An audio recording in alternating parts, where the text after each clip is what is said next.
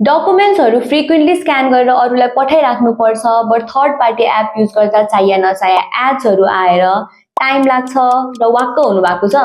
Don't worry anymore because वाट्सएपले recently नयाँ feature लिएर आएको छ जसले गर्दा तपाईँले इजिली डकुमेन्ट्सहरू अन्डर 1 मिनट नै स्क्यान गरेर जो कोहीलाई पनि पठाउन सक्नुहुन्छ।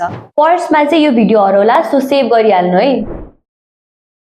त्यसको लागि फर्स्टमा जसलाई डकुमेन्ट पठाउनु पर्ने हो उहाँको इनबक्स खोल्नुहोस्, then click on plus sign, त्यसपछि डकुमेन्टमा क्लिक गर्नुहोस् and click on scan document.